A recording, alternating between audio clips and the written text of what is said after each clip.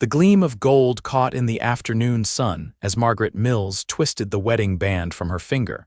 The indentation it left behind stark against her skin after 5 years of marriage to a man who now lay cold in the ground. Dust swirled around her boots as she stood outside Holden's general store in the small town of Cottonwood Creek, Wyoming Territory, 1875. "You sure about this, Mrs. Mills?" asked the elderly shopkeeper, eyeing the simple gold band with a practiced gaze. Margaret nodded, her auburn hair tumbling free from her bonnet. At 26, she had never imagined herself a widow. "I need the money more than memories, Mr. Holden. The farm won't run itself, and Thomas took most of our savings with him to the doctor's bills." The storekeeper's weathered face crinkled with sympathy. "I can give you $2 for it, not much gold there." She bit her lip, fighting back tears. $2 wouldn't last long, but it would buy flour and coffee, maybe enough seed to plant a small garden. "I'll take it." A voice from the doorway startled them both. "I'll give you 10 for it." Margaret turned to find a tall figure silhouetted against the bright Wyoming sun. As he stepped inside, his features came into focus, a man perhaps 30 years of age, broad-shouldered with dark hair that curled slightly at his collar. His clothes were trail-worn but of good quality, and the Colt revolver at his hip looked well-maintained. "Tucker Quinn," he introduced himself with a slight tip of his hat. His eyes, the deep blue of a summer sky, met hers with unsettling directness. "Just arrived in town." "This isn't your business, mister," Margaret replied, her voice steadier than she felt. "The transaction is between Mr. Holden and myself." Tucker Quinn smiled, the expression warming his sun-bronzed face. "Maybe not, madam, but seems ashamed to part with something that valuable for a mere $2. "It's just a ring," she said, though the tremor in her voice betrayed her. "Nothing's just anything, Mrs. Mills, Margaret Mills, Mrs. Mills," he nodded respectfully. "My offer stands." Margaret glanced at Mr. Holden, who raised his eyebrows and shrugged, clearly washing his hands of the matter. The decision was hers alone. $10 would help considerably, she admitted finally. "But why would you pay so much?" Tucker reached into his vest pocket and pulled out the money. "Let's just say I believe some things are worth more than what folks think to ask for them." He placed the bills on the counter and held out his hand for the ring. With reluctance born of both practicality and sentiment, Margaret passed it over. Their fingers brushed, and she quickly withdrew her hand, unsettled by the warmth that spread through her at the brief contact. "Thank you, Mr. Quinn," she said formally. "If you'll excuse me, I have supplies to purchase." He stepped aside, tucking the ring into his pocket. "Of course, Mrs. Mills, I imagine our paths will cross again in a town this size." Margaret gathered her composure as she selected flour, coffee, and a few other necessities. When she finished her shopping and stepped back onto the boardwalk, she was surprised to find Tucker Quinn leaning against a hitching post, seemingly waiting for her. "May I walk you to your wagon, Mrs. Mills?" he asked. "That's not necessary," she replied, clutching her purchases. "I'm quite capable."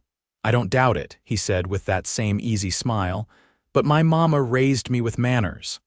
Against her better judgment, Margaret nodded. As they walked, Tucker asked, "How far is your farm?" "About 5 miles east of town." "I have 40 acres, though much of it lies fallow now." "Difficult to work alone," he observed. "I manage," she said stiffly, though in truth she had been barely keeping up since Thomas's passing 3 months ago. They reached her wagon, a weathered but serviceable rig hitched to an aging mare. Tucker helped load her supplies without being asked. "Mrs. Mills," he said as she climbed onto the seat, "I'm looking for work. I'm good with horses, decent with crops, and I don't mind hard labor. If you could use an extra hand, even temporarily." Margaret studied him. Work clothes or not, Tucker Quinn didn't look like a typical hired hand. There was something in his bearing, in the quiet confidence with which he held himself, that spoke of education and means. "I can't pay much," she warned. "Room and board would suffice for now," he replied. "I've been on the trail a long while and wouldn't mind settling for a spell." Every instinct told Margaret to refuse. A strange man at her isolated farmhouse invited trouble and gossip, yet the thought of returning to the empty house, facing the endless chores alone, made her hesitate. 1 week, she said finally. A trial period, you can sleep in the barn. Tucker nodded, satisfaction evident in his expression. I'll collect my horse and gear and meet you there before sundown. As Margaret drove away, she wondered what had possessed her to hire a man she'd just met. A man who had, for some inexplicable reason, purchased her wedding ring for far more than it was worth. She wondered even more why the thought of his arrival sent a flutter of something other than apprehension through her chest. True to his word, Tucker arrived at the farm as the sun was setting, leading a fine chestnut gelding laden with his belongings. Margaret showed him to the barn, pointed out where he could store his things, and explained the morning routine would begin at dawn. I'll be ready, he promised, his gaze sweeping over the property with an assessing eye. Your husband built this place. We built it together, Margaret corrected. Thomas and I came out from Ohio 6 years ago, right after we married. The house was just a one-room cabin then. Tucker nodded appreciatively at the now modest but solid farmhouse. You've done well, though I noticed the north fence line could use some attention. There's a list as long as my arm of things needing attention, Margaret admitted. I've been prioritizing what keeps us fed. Sensible, Tucker agreed. Well, we'll start making headway on that list tomorrow. Margaret found herself studying him in the fading light, wondering what secrets lay behind those blue eyes. Mr. Quinn, why are you really here? Men like you don't usually hire on as farmhands. A shadow crossed his face. Men like me, you're educated. Your hands, while strong, don't have the permanent calluses of someone who's worked the land his whole life. And that horse cost more than most farmers see in a year. Tucker leaned against the barn door, regarding her with new respect. You're observant, Mrs. Mills. I've had to be. He nodded slowly. I was a rancher down in Colorado, had a spread about 10 times this size, lost it all in a bad investment and a worse drought. Been drifting since, taking work where I can find it, trying to rebuild what I lost. Margaret wasn't entirely convinced his story was complete, but she recognized truth in parts of it. I'm sorry for your troubles. As am I for yours, he replied softly. Losing a husband, that's a hard blow. The genuine sympathy in his voice touched her unexpectedly. Thank you. I should check on supper. I'll see to my horse and settle in, Tucker said. Good night, Mrs. Mills. Margaret walked back to the house, her thoughts in turmoil. For the first time in months, she felt something besides grief and exhaustion, a curiosity about tomorrow, a flutter of awareness she thought had died with Thomas. It was unsettling, almost frightening, and she pushed it firmly away as she stirred the bean stew simmering on the stove. The next morning, Margaret rose before dawn as usual, expecting to be the first one up. To her surprise, she found Tucker already in the barn, feeding the animals. Good morning, he greeted her, as though it were perfectly normal to be cheerfully working in the pre-dawn chill. Hope you don't mind, thought I'd get an early start. Not at all, Margaret replied, slightly flustered. I appreciate the initiative. They worked companionably through the morning, Margaret showing Tucker the routines of the farm. He was a quick learner and stronger than he looked, easily hoisting hay bales and moving equipment that had given her trouble. By midday, they had accomplished more than Margaret usually managed in 2 days. Over a simple lunch of bread and cheese, Tucker outlined his plans for the afternoon. That fence line won't fix itself, he said. And I noticed your plow could use some adjustments before planting season. You know about plowing? Margaret asked. Tucker smiled. Mrs. Mills, I may have lost my ranch, but I didn't lose the knowledge that built it. I started as a farmhand myself many years ago. Please call me Margaret, she said impulsively. Mrs. Mills feels rather formal for someone fixing my fences. Margaret, he repeated, and something in the way he said her name made her cheeks warm. Then you must call me Tucker. The days fell into a rhythm. Tucker worked from sunrise to sunset, repairing, building, and improving. He fixed the leaking roof, reinforced the chicken coop, and even fashioned new shelves for the kitchen. Each day, Margaret found herself looking forward to their meals together, to the quiet conversations that gradually revealed more about the man who had appeared so suddenly in her life. She learned he was 32, had grown up in Missouri, and had fought briefly for the Union during the final year of the war. He spoke little of that time, but the shadows in his eyes when the subject arose told Margaret enough. He had a quick mind, could quote Shakespeare and the Bible with equal ease, and possessed a dry humor that often caught her by surprise. For his part, Tucker seemed genuinely interested in her life. He asked about her childhood in Ohio, her journey west with Thomas, and her dreams for the farm. Without her noticing exactly when it happened, Margaret found herself smiling again, laughing occasionally and looking forward to each new day. A month passed, then two. Spring blossomed across the Wyoming landscape. Tucker helped Margaret plant the fields, the two of them working side by side in the warming earth. Sometimes their hands would brush or their eyes would meet, and Margaret would feel that now familiar flutter in her chest. It troubled her. Thomas had been gone barely 5 months. Was it disloyal to feel this awareness of another man? At night, alone in the bed she had once shared with her husband, Margaret would twist her hands, feeling the absence of her wedding ring and wondering where it was now. Tucker had never mentioned it again after that day in the store. On a particularly warm day in late May, they took a break from fieldwork to eat lunch in the shade of a cottonwood tree. Tucker had brought a canteen of cool water from the well and some bread Margaret had baked that morning. "This is the best bread west of the Mississippi," Tucker declared after his first bite. Margaret laughed. "You're easily impressed." "No," he said, suddenly serious. "I'm not, but you." His voice trailed off and he looked away. "Tucker," she prompted when he didn't continue. He seemed to be wrestling with something. Finally, he met her eyes. "Margaret, I need to tell you something about why I came here." Her heart quickened. "I'm listening." "I knew your husband," he said quietly. Margaret stared at him. "What, how?" Tucker set down his bread, his appetite apparently gone. "We met in Denver last year. I was there on business, staying at the hotel where he was working."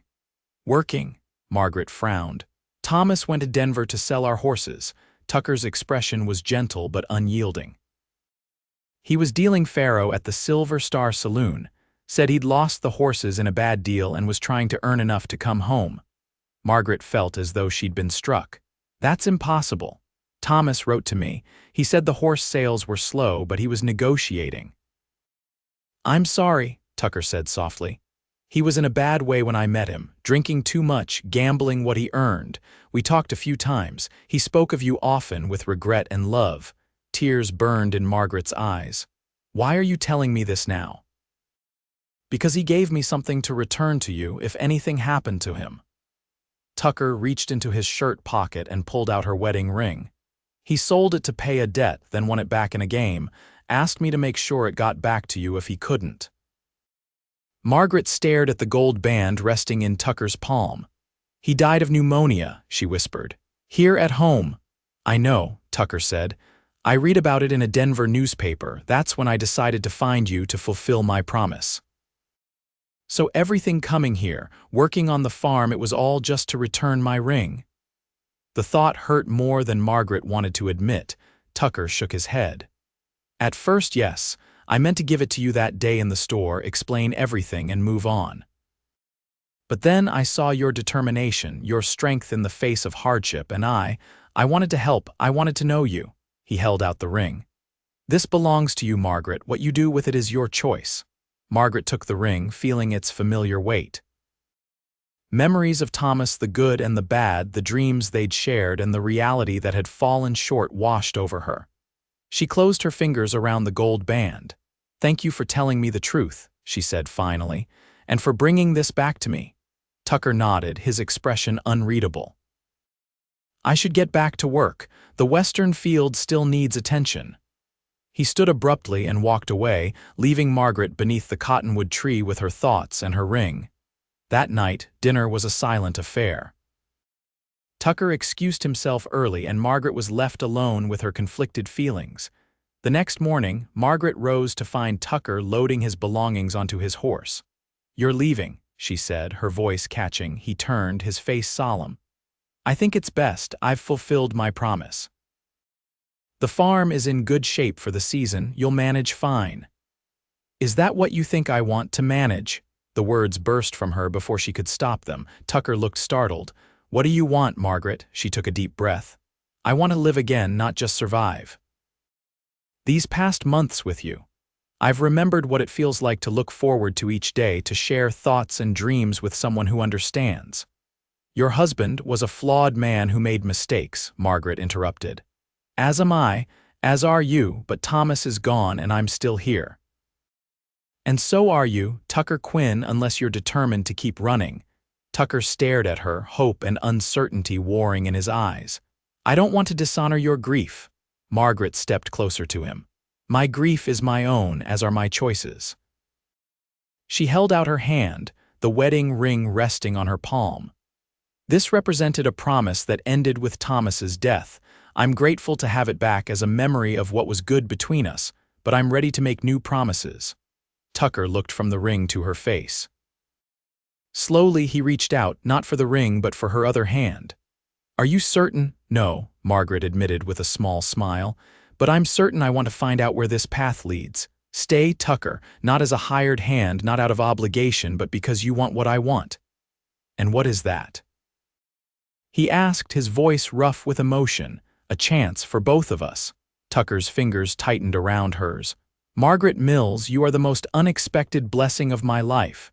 She closed her hand around the ring and placed it in her pocket. "Is that a yes?" Instead of answering, Tucker pulled her gently toward him and lowered his head. Their lips met in a kiss that spoke of new beginnings, of hope rising from loss, of promises yet to be made. When they finally parted, Margaret felt breathless, alive in a way she had almost forgotten was possible. "That," Tucker said with a smile that reached his eyes, "was definitely a yes." Summer passed in a blur of hard work and growing affection. The farm flourished under their combined efforts.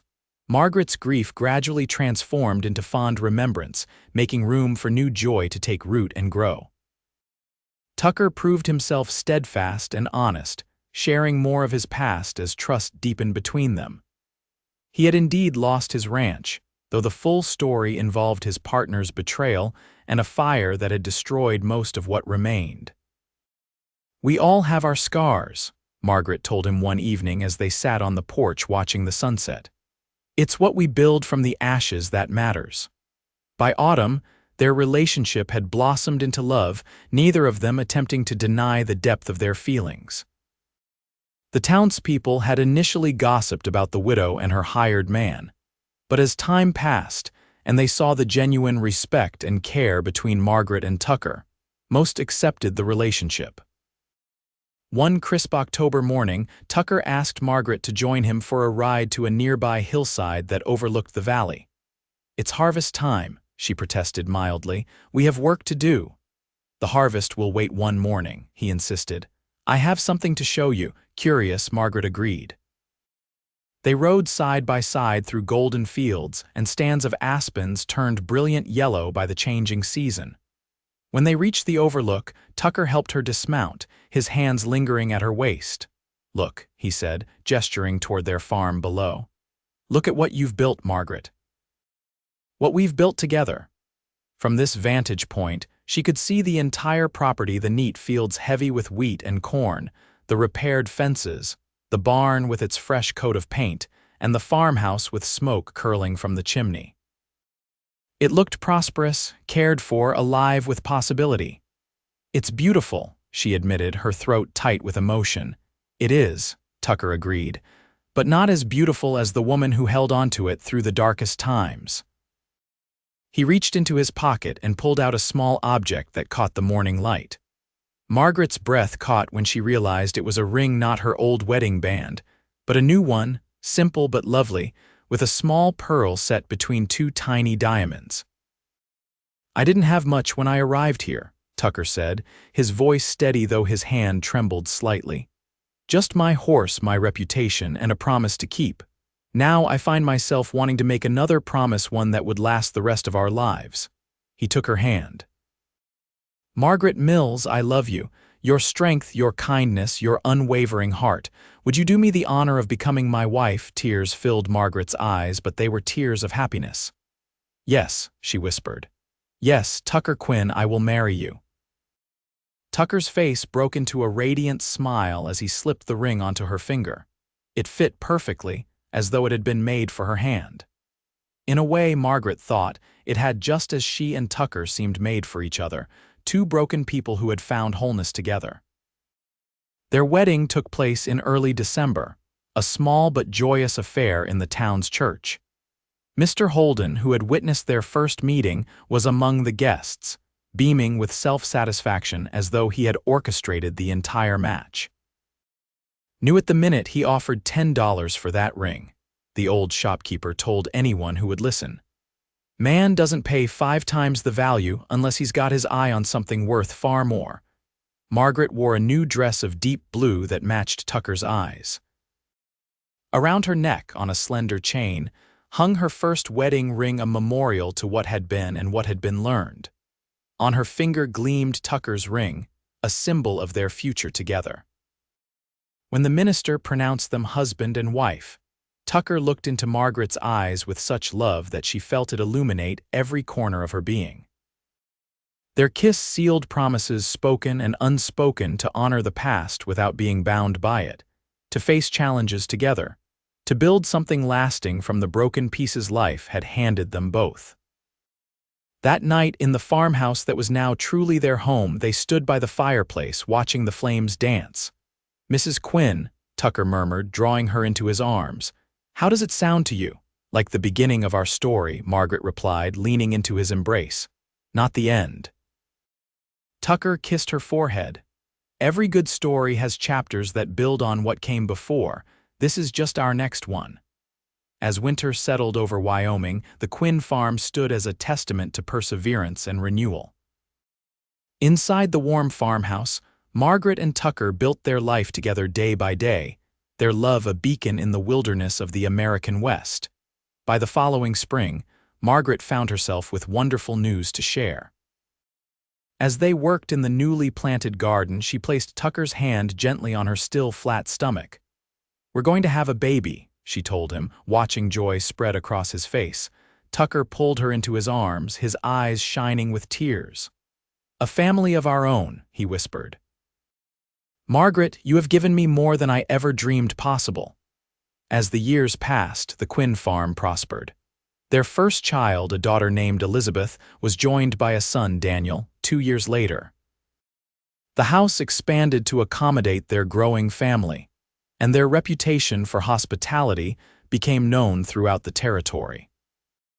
Sometimes, on quiet evenings when the children were asleep, Margaret would take out her first wedding ring and remember the young woman who had stood in Holden's general store, desperate enough to sell her memories. She would look at Tucker, the man who had bought back her ring and ultimately her heart, and feel gratitude for the unexpected turns of fate. "Any regrets?" Tucker would sometimes ask, catching her in these moments of reflection. Margaret would smile and return the ring to its box, then touch the pearl and diamond band that had not left her finger in all their years together. "Only that we can't see all the chapters yet to come," she would answer. "But I look forward to each page we turn together." And in the wild beauty of Wyoming, their love story continued to unfold, a testament to the resilience of the human heart and the unexpected gifts that can arise from our deepest losses, if only we have the courage to recognize them when they appear.